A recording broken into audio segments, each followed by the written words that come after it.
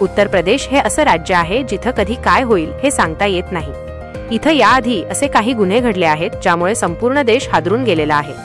बंदुका, गोळीबार, चाकू हल्ल्याच्या घटना तर इथे दरवर्षी अनेक घडतात।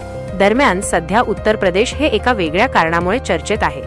इथे एका तरुणीने पेट्रोल पंपावरील कर्मचाऱ्याच्या छातीवर बंदूक ठेवून थेट धमकी दिली आहे।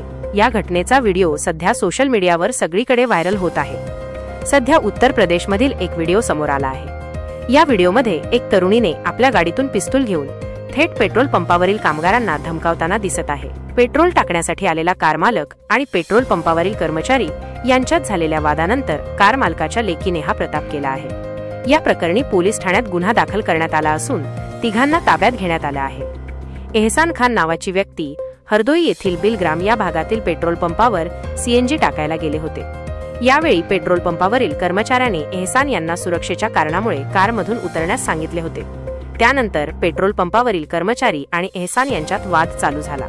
हा वाद वाढत असताना एहसान खान यांची पत्नी तसेच त्यांची मुलगी या वादात सहभागी झाल्या। हा वाद चालू असताना एहसान यांची अरिबा नावाची मुलगी पळत पळत कारजवळ गेली आणि तिने कारमधून गोळ्यांनी भरलेले पिस्तूल बाहेर काढले। अरिबाच्या हातात परवाना असलेले पिस्तूल होते। हे पिस्तूल तिने थेट पेट्रोल पंपावरील कर्मचाऱ्याच्या छातीवर ठेवून त्याला धमकावलं। त्यानंतर आजूबाजूच्या लोकांनी मध्ये येत वाद मिटवला।